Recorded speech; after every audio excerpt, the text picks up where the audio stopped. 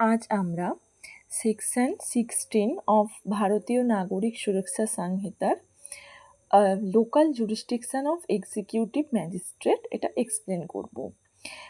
বলেছে যে স্টেট গভর্নমেন্টের কন্ট্রোলে ডিস্ট্রিক্ট ম্যাজিস্ট্রেট সময়ে সময়ে কি করবে, ডিফাইন করবে যে এক্সিকিউটিভ ম্যাজিস্ট্রেট কতটা এলাকা জুড়ে তার পাওয়ারটা এক্সারসাইজ করতে পারবে, এবং যদি ডিস্ট্রিক্ট ম্যাজিস্ট্রেট না বলেন তাহলে ওই এক্সিকিউটিভ ম্যাজিস্ট্রেটের পাওয়ার থাকবে সারা ডিস্ট্রিক্ট জুড়েই তিনি তার পাওয়ারটা এক্সারসাইজ করতে পারবেন।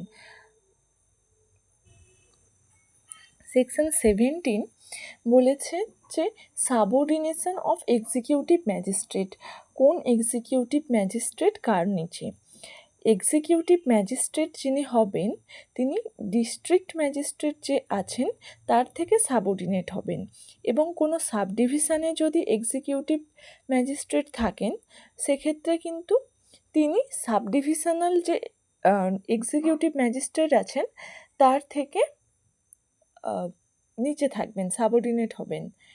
ডিস্ট্রিক্ট ম্যাজিস্ট্রেট কি সাবসেকশন 2 বলেছে, উনি স্পেশাল রুল বা স্পেশাল অর্ডার তৈরি করতে পারেন যার দ্বারা তিনি ওনার নিচে মানে ডিস্ট্রিক্ট ম্যাজিস্ট্রেটের নিচে যে সমস্ত এক্সিকিউটিভ ম্যাজিস্ট্রেট আছে তাদের মধ্যে কাজের ডিভিশন করে দিতে পারেন, যে ডিস্ট্রিবিউশন কে কোন কাজটা করবে সেটা তিনি অ্যালট করে দিতে পারেন। Thank you.